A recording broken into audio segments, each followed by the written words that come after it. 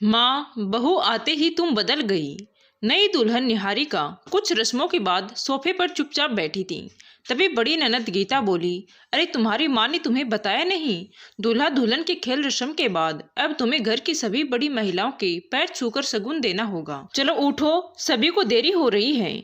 बुआ, चाची जी लोगों को तो निकलना है, वरना बाद में हमें सुनाएंगे बहू के मायके से तो कुछ आया ही नहीं। तभी निहारिका को याद आया कि उसके माँ ने विदाई के समय एक पर्स में अलग से लिफाफे बनाकर रखे थे, ये बोल के कि जब भी कहा जाए तब निकाल कर बड़े बुजुर्गों के पैर छूकर दे देना।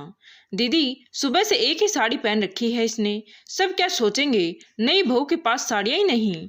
आप तो हमारे घर वालों को अच्छे से जानती हो, कैसे कैसे बातें बनाती हैं ताई और चाची लोग। एक काम करते हैं, निहारिका की साड़ी बदलवा देते हैं। आखिर इतनी साड़ी चढ़ाई में चढ़ाई है, लोग भी तो देखें हमने कितनी महंगी बनारसी सिल्क की साड़ियाँ भेंट की हैं हमारी माँ ने। हाँ, तू सही कहती है छोटी। चलो निहारिका, मैं तुम्हारे लिए भारी साड़ी और जेवर निकालती हूँ, वही पहनकर पैर छुआई की रस्म करना। दोनों नंदों की बात सुन निहारिका चुपचाप अपने कमरे में चली गई। जेठ की गर्मी में जहाँ अच्छे अच्छों का पसीना छूट जाते हैं, वहाँ सोचो नई दुल्हन के क्या हाल होंगे। भारी साड़ी, दो दो चुन्नी, गठ जोड़ा, भारी चुभते जेवर, करती क्या? किससे कहती नई बहू थी। और यहाँ तो जब से शादी तय हुई है तभी से दोनों नंदों का राज शुरू हो गया।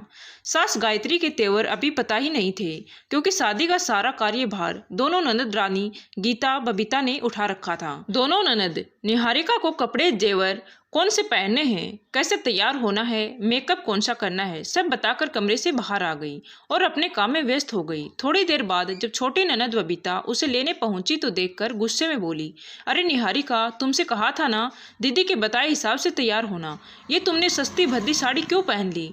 देखते ही समझ में आ रही है तुम्हारी मायके से आई है। देखो, ये मायके का लगाव वही छोड़कर आओ, ससुराल के नियम अपनाओ, नई दुल्हन हो, अच्छे से हैवी साड़ी पहनो। इतने में गायत्री जी कमरे में पहुंची और बोली, अब जो है जैसा है ठीक है, सब चुपचाप नीचे चलेंगे, जो भी बात है बाद में देखी जाएगी। और बहू, तुम बहुत सुंदर लग रही हो, चलो। इतना सुनते ही बबीता चुप तो हो गई, पर मन ही मन कसमसा गई। जब निहारिका सबके साथ बैठी थी तो गीता भी गुस्से में थी। निहारिका बड़े ध्यान से सबके पैर छूकर लिफाफा थमा रही थी। इतने में गीता बोली, अरे ये हमारी दादी माँ हैं, इनके पैर घुटनों तक दबा दबा कर पड़ो, बहुत आशीर्वाद मिलेगा। और ये दोनों बुआ भी बहुत बड़ी हैं, इनके भी पैर अच्छे से दबाओ, ये नहीं कि सिर्फ घुटना टच किया और हो गया। गायत्री जी दोनों बेटियों को देख रही थी, कुछ अलग ही रंग ढंग हैं दोनों के। तभी निहारिका उनके पैर छूती है तो वे झट से उसे गले लगा कहती हैं, आज से मैं तुम्हारी सास से ज्यादा माँ हूँ, किसी बात की चिंता मत करना। उसके बाद उसने गीता दीदी के पैर छुए। बबीता की तरफ बढ़ी ही थी कि गायत्री जी बोली, इसकी शादी भले ही तुमसे पहले हुई है, पर यह तुमसे छोटी है, जिसके पैर नहीं गले लगो। और मैं चाहती हूँ गीता भी अपनी भाभी के गले लगे, ताकि प्यार और अपनापन बना रहे। ना चाहते हुए भी दोनों ने निहारिका को गले लगा लिया। अगले दिन बहू की पहली रसोई होनी थी। कुछ मेहमान चले गए थे, मगर खास खास लोग खाना खाने के बाद ही जाने वाले थे। गीता बबीता ने दोनों ने निहारिका को रात को ही खाने का मेनू समझा दिया और कहा, वैसे तो उमा काम वाली तुम्हारी मदद कर देगी, मगर मीठा तुम्हें खुद ही बनाना है। और हाँ, पूजन से पहले चौके में कुछ भी जूठा गंदा नहीं होना चाहिए, ध्यान रखना। हमारी माँ ने हमें बचपन से ही सख्ती से नियमों में रखा है, इसीलिए हम समझा रहे हैं। अगर तुमने रसोई में कुछ भी गड़बड़ की तो बहुत डांट पड़ेगी, इसीलिए सावधान रहना। अपने नंदों की बात सुन निहारिका जैसे बौखला सी गई। इतनी सख्ती, हे भगवान, सोचा था पढ़े लिखे लोगों का घर है, कुछ तो छूट देंगे, मगर यहाँ तो 100 साल पुराने रूढ़िवादी रीति रिवाज आज भी चल रहे हैं। जब से इस घर में आई हूँ, नहीं होता वो नहीं कर सकते हैं। इतने सारे नियम आखिर कैसे घर में मेरी पार पड़ेगी? मैं तो सुमित से कह दूंगी, निभाने दो तुम्हारी माँ और बहन को ये नियम, मुझे लेकर दूसरे शहर बस जाओ, मुझे नहीं रहना ऐसे सिर्फ फिरों के संग। निहारिका सुबह जल्दी उठ गई अपनी पहली रसोई बनाने के लिए, या यूं कहें रात भर उसे नींद ही कहाँ आई थी। जैसे रसोई में पहुंची, साफ सफाई चल रही थी। गायत्री जी बोली, इतनी जल्दी उठ गई? अभी तो 7 बजे हैं, साफ सफाई करवा रही हूँ। 9 बजे भी खाना बनाना शुरू किया, 12 बजे तक आराम से निपट जाएंगे। वैसे भी यहाँ लंच 1 से 2 के बीच ही किया जाता है। अब वो क्या कहती कि आपकी दोनों महान बेटियों ने जो धमकी दी थी उसी को सुनकर पूरी रात बेचैन रही और सुबह नींद जल्दी खुल गई। फिर भी बोली, मम्मी जी कोई काम हो तो बता दीजिए, अभी निपटा दूंगी। और मीठे में क्या बनेगा? तुम इतनी चिंता मत करो, जाओ जाकर अपने कमरे में आराम करो, थोड़ी देर में चाय भिजवाती हूँ, उसके बाद जब कहूँ तब आ जाना। सास की बात सुनकर चुपचाप निहारिका अपने कमरे में चली गई। सुबह के 11 बज रहे थे। गीता बबीता ने सोचा, चलो अब रसोई का मुआयना किया जाए। दोनों रसोई में पहुंची तो चीख उठी, निहारिका ये क्या क्या कर रही हो? अभी तो भगवान को भोग लगाना है और तुम रसोई के कोने में बैठकर ठूस रही हो। यही सब सिखाया तुम्हारी माँ ने? बाप रे, ये सब माँ ने देख लिया तो पता नहीं क्या होगा। तभी रसोई में गायत्री जी आ जाती है। अरे क्या हो गया तुम दोनों को? बहू से ऐसे बात क्यों कर रही हो? माँ, सब कुछ तुम अपनी आंखों से देख लो फिर हमसे पूछना। अच्छा तुम दोनों चलो यहाँ से, मुझे तुमसे कुछ ज़रूरी बात करनी है। और निहारिका बेटा, तुम आराम से खाओ और कमरे में जाकर तैयार होकर आओ।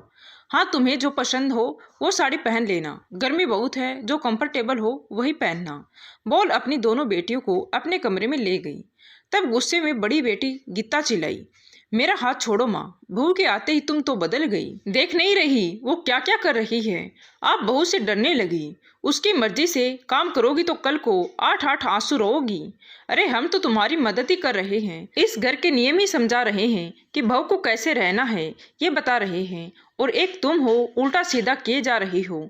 हम दोनों बहनों के लिए तो इतना अनुशासन रखती नहीं, आज खुद का अनुशासन खुद ही भूल गई। देखो तुम्हारी बहू ने चौका झूठा कर दिया, कुछ लिहाज भी नहीं है। हमने तो एक बार आपकी गैर हाजिरी में मैगी बना ली थी, कितना डांट फटकार की थी तुमने, और आज बहू कटोरी में भर भर के खा रही है, उसे रोका भी नहीं जा रहा, उल्टा आप हमें चिल्ला रही हैं। आप तो दोगली निकली माँ। हमें आपसे ये उम्मीद नहीं थी कि बेटियों के लिए नियम अलग और बहू के लिए नियम अलग रखेंगी।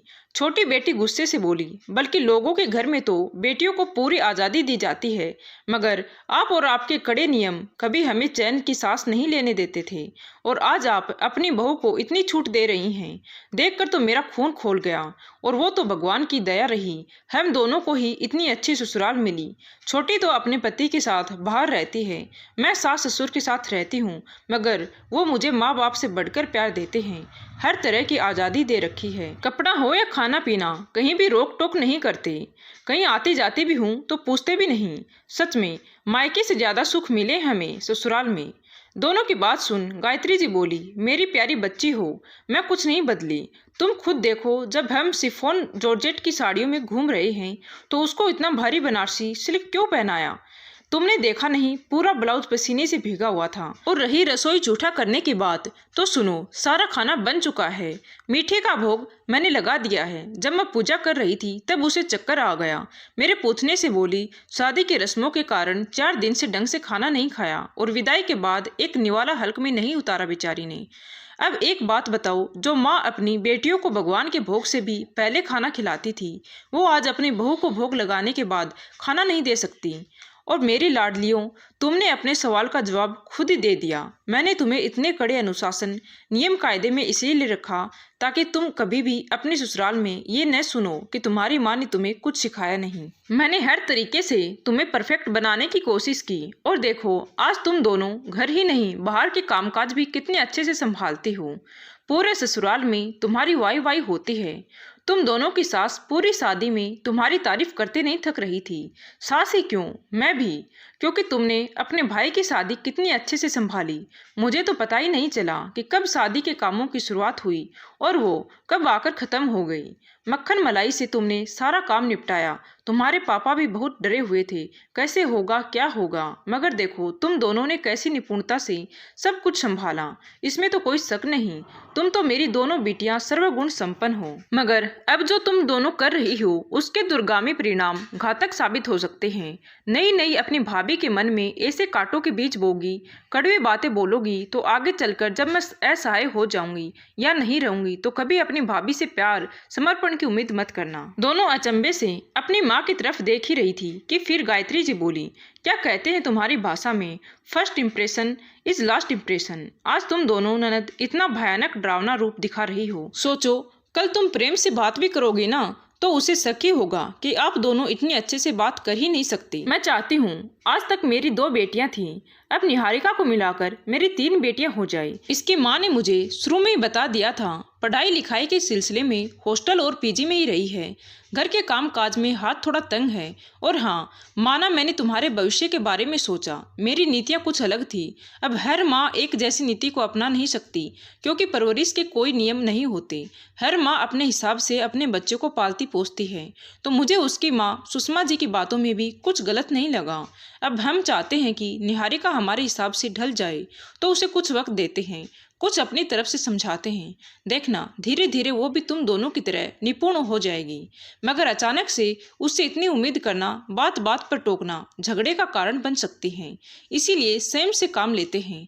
हम तीनों मिलकर उसे अपने घर परिवार के नियम के बारे में धीरे धीरे समझा देंगे। मुझे पूरा यकीन है, जैसे तुम दोनों सीखी ऐसे ही वो भी सीखकर एक दिन मेरी दोनों बेटियों की तरह परिवार में सामंजस्य बैठा लेगी और हर जगह वाह वाह लुट कर ले आएगी। गीता, बबीता दोनों एक दूसरे की तरफ देखती हैं। माँ की बात तो पहले भी सोने की तरह खरी थी, आज भी खरी है। ठीक ही तो कह रही है, हर जगह एक जैसी परवरिश नहीं होती। फिर हमारा भी तो कर्तव्य बनता है घर आए नए सदस्य के साथ प्रेम और सौहार्द से बात करना, न कि बात बात पर ताने तंज लेना, छीटा कसी करना। दोनों बेटियां एक साथ बोल पड़ी, माँ आपके चरण कहाँ हैं? आपको साष्टांग प्रणाम करना है। आपने तो हमें बहुत बड़ी गलती करने से रोक लिया, वरना हम दोनों मिलकर उस अकेली के क्लास लगाने में लगे थे। जो हमारी माँ ने हमारे साथ किया, हम उसके साथ करने की सोच रहे थे, जबकि जो भी हमारी माँ ने किया वो उनकी परवरिश थी। अब जो करने जा रही हैं वो उसका कर्तव्य है। थैंक यू माँ। पूरी जिंदगी हम खुशियों की तलाश करते रहते हैं, जबकि वो तो हमारे सामने होती हैं। बोलकर दोनों बेटियां गायत्री जी के गले से लिपट गई। धन्यवाद दोस्तों। कहानी अच्छी लगी हो तो प्लीज़ वीडियो को लाइक, शेयर एंड सब्सक्राइब जरूर करें। Thank you.